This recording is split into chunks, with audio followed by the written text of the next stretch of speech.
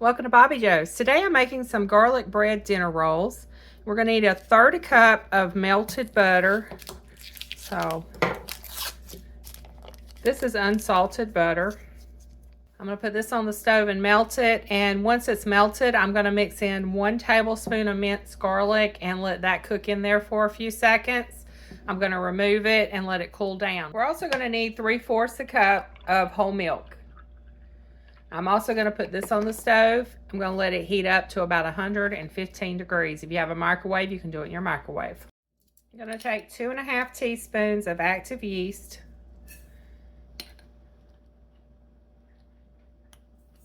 We're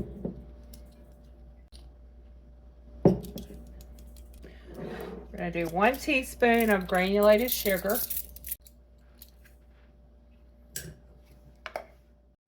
You can also use instant yeast. I buy a big thing of yeast and freeze it in my mason jar. But it'd be the same amount for instant yeast. Okay. My milk's at 114. You want it between about 110 and 115. You don't want it too hot, but you don't want it too cool. We're going to mix this together, and while the butter's cooling down, we're going to let this foam up just to verify that our yeast is active. If it doesn't foam up, it usually means your yeast is not active, so you don't want to waste all your ingredients.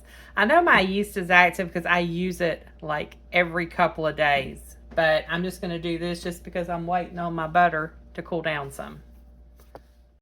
I'm going to go ahead and get the rest of my ingredients together, and I'll weigh my ingredients. You don't have to weigh your ingredients. I just like to do that because it's usually more accurate. So you want 1/4 a cup of granulated sugar for the dough, or 50 grams. So this is 50 grams of granulated sugar. I'm going to take out 2 large eggs. It's best to go ahead and take them out because they're best at room temperature. And if you can tell, this is starting to foam up. Sugar's been added to Sam's list. Alexa's a little behind over there. I asked her to do that 2 minutes ago. 1½ teaspoons of salt, and I'm just using fine sea salt. 1.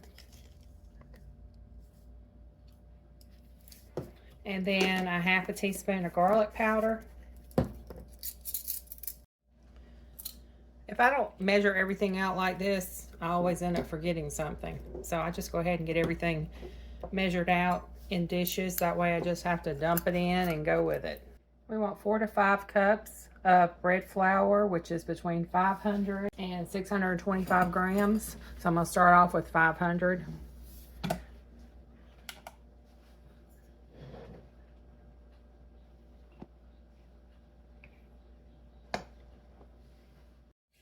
Okay, that's 501 grams. That'll be all right. We're probably going to have to add a little more if it says between 500 and 600. It's just going to be based on how your dough does when you start mixing it. I also need 3 tablespoons of butter, but that's for greasing the pan, and we're nowhere near doing that. We have to rise and all this stuff first, so we're not going to worry about that right now. Let's see what see, that is good and foamy. So that is active yeast. Let me see what temperature my butter's down to.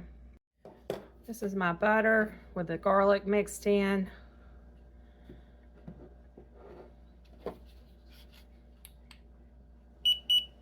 It's 116, so it's about lukewarm, so we're good to go. Okay, so I'm going to start off with my paddle attachment, and then once I have enough flour in there for a dough to form, I'll switch over to my dough hook. You can start off with your dough hook if you want to. I think that works as well. I just like it to mix it. I think the paddle attachment mixes everything together better. So let me pull this over here.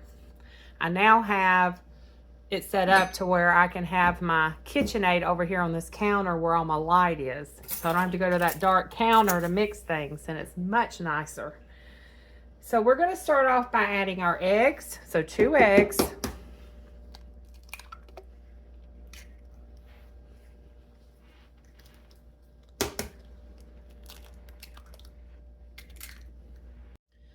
The sugar, 1/4 a cup or 50 grams. our salt and garlic powder. And we're going to do 2 cups of flour. Let me get a measuring cup or a measuring scoop. I'm going to start off by mixing this, and then I'll start adding in the flour.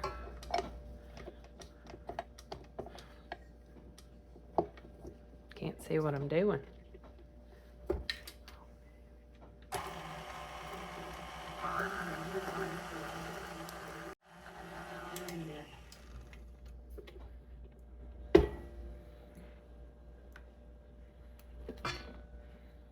Okay, there's 1 cup of flour.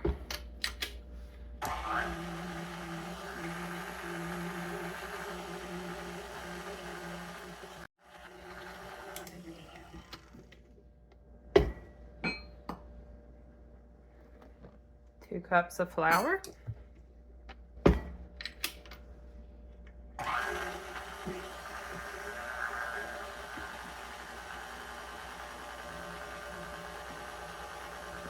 And I have it mixing on number 2. And we're going to start slowly adding in our garlic butter. This smells so good.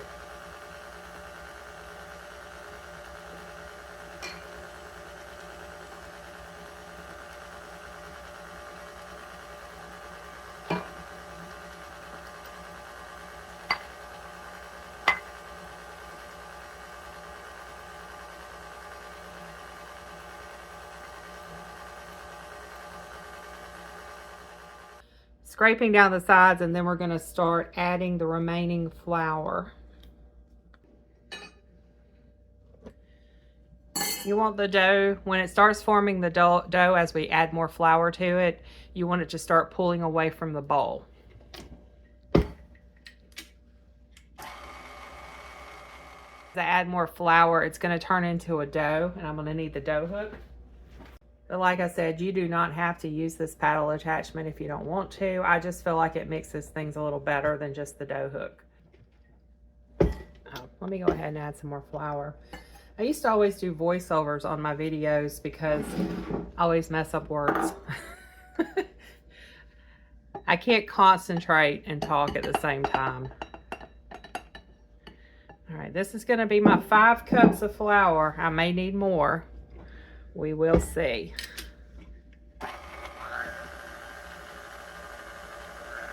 Oh, let me turn it down. My flour is going everywhere.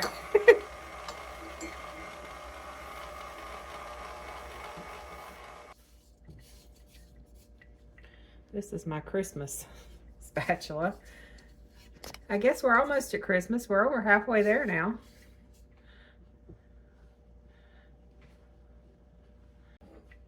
I'm going to get my bread flour over here. And in my bread flour, I have a 1/4 a cup measuring scoop. So I can add just a little bit of flour in at a time. That's what I'm going to do because this dough is awful sticky.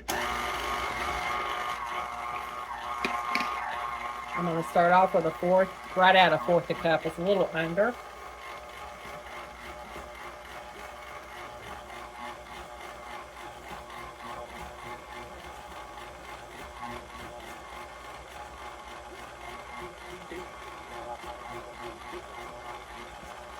And that may be enough. It's starting to pull away. We'll see here in just a minute. Okay, see how it's all sticking together now and it's pulling away from the bowl and it's kind of cleaning the bowl? That's how you want your dough. We're going to knead it for about 5 to 8 minutes on number 2. Okay, it's been going about 7 minutes. It looks like it's about done. My dough is all off the bowl. See how it's cleaned the whole bowl? So we're going to turn it off.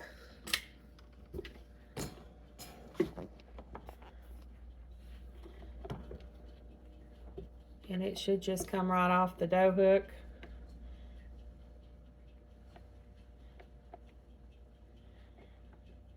My timer over there. I've got my timer set on 8 minutes.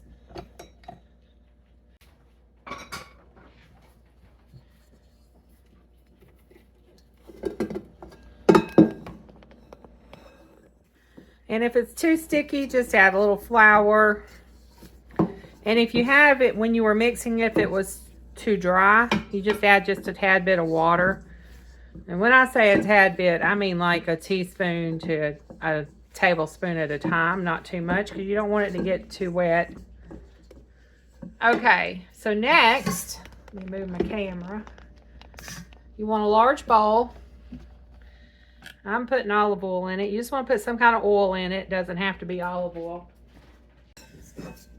Take your dough. Put it in here, and you want to cover all sides of the dough with the olive oil or whatever kind of oil you're using. You want it to make sure you got it all over the bowl. You don't have to use as much as I used. I poured too much in there. Okay, you want to cover your bowl and let it rise for 1 to 2 hours until it has doubled in size. And you want to place it in a warm area in your kitchen. You don't want it where it's going to get a lot of drafty cold air from your air conditioner. I usually stick mine in the oven. The oven's not on. I just stick it in the oven because it doesn't get any drafts in there. And you can also turn the oven light on for a little more warmth. But the warmer it is, the quicker it'll rise. So if you've got your house really cold, you may want to stick it in your microwave if you have a microwave or oven where it doesn't get any drafts from your air conditioner, especially this time of year where it's so hot outside. We try to keep it cold inside. But we'll be back in an hour or two to finish up. And I'm not going to need my mixer anymore, so I'm going to get my mixer cleaned up and try to get all this flour out of the crevices where I turned it up too high too quickly. We'll be back in a couple hours. Once your dough has doubled in size, you want to get out a baking dish. The thing says 9 by 13. The recipe says 9 by 13 baking dish. Mine is an Anchor Hawking, let's see, 11 by 15. So it's bigger, but it'll be okay. I'm putting in the rest of that stick of butter that I cut a little while ago. It's about 3 tablespoons. I'm going to put this in the oven that's preheating on 375 degrees, and the butter will melt, and then we'll get to our dough. Our dough has definitely doubled in size. Going to punch it down. Let me get some flour. We're going to flour the surface. This should make 24 rolls. I'm going to weigh my dough.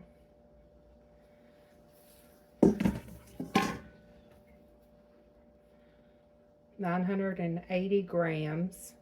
So we're going to divide 980 by 24. That comes to 40.83. So we'll do about 40.8 grams per roll. So we want to press this out and divide it into 24 pieces. And all I'm going to do is just weigh each piece, and then I'll shape it into a bun, a roll.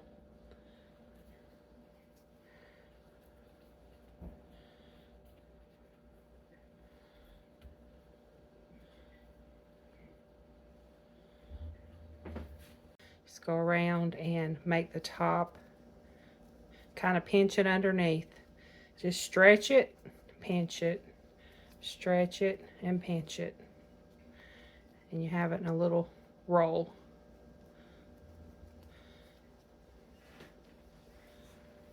I'm going to do that for each one of them. And in just a minute, I'll pull the baking dish out of the oven, and we'll start putting those in the baking dish. With your baking dish and butter, just make sure you swirl your butter all around to make sure every part of it is coated with butter. When you take your dish out of the oven, go ahead and turn the oven off. I don't know why it said preheat the oven on 375. It should just said melt your butter in your dish, because this is going to have to rise for a second rise. It'll take about an hour, and then we'll have the oven on 375 to bake the buns or bake the rolls. My butter got a little brown. Brown butter's good. I think anyway. We are going to place our rolls into our baking dish. Okay, so I've got my rolls covered with plastic wrap. I'm going to let them sit for about an hour. They should increase by 50% in size. So we'll come back and check on them in an hour, see how big they are, and if they're big enough, we'll go ahead and get the oven preheated. Okay, here's the rolls. They have increased in size. As you can see, they've all risen into each other. I'm going to put these in a 375 degree preheated oven for about 20 to 24 minutes until they're golden brown. You want your rack in the middle of the oven. Okay, the rolls are out of the oven. I just got to make the topping to put over them. Okay, these are going to be some buttery rolls. I'm just going to use the same little skillet I used earlier. I'm going to put 4 tablespoons. It says salted butter, but all I have is unsalted. So I'm going to add 4 tablespoons of my unsalted butter, and then I'll add probably a half a teaspoon of salt to it. I've got a 1/4 a teaspoon of salt in there with the butter. I'm going to add 1.5 tablespoons of minced garlic to my butter. My butter's really hot, so I just brought it on over here. It'll cook the garlic. It says 1.5 tablespoons of parsley. I'm only going to put maybe a half a tablespoon of parsley.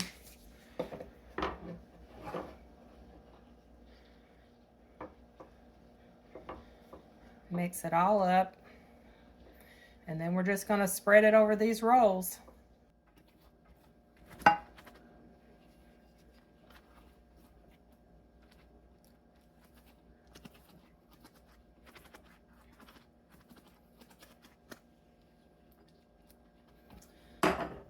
Just like that. And the last thing we're going to do is take our fresh shredded parm and sprinkle it over the top of all of this good garlic butter.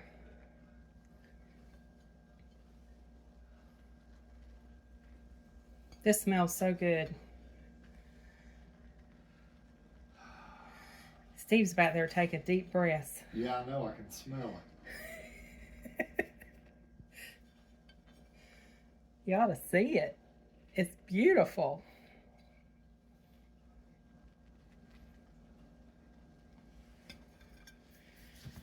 Let me take a picture. Okay, I want to show y'all these rolls real quick. Look how soft they are inside.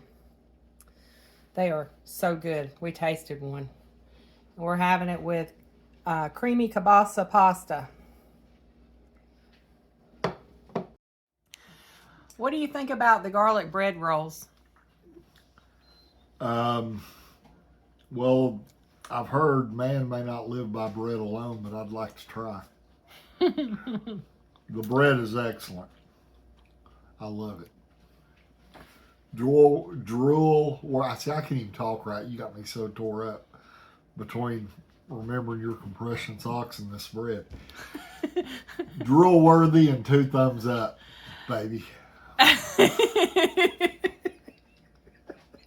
Thank you for your review. From the heart. Thank y'all for watching. Have a blessed day.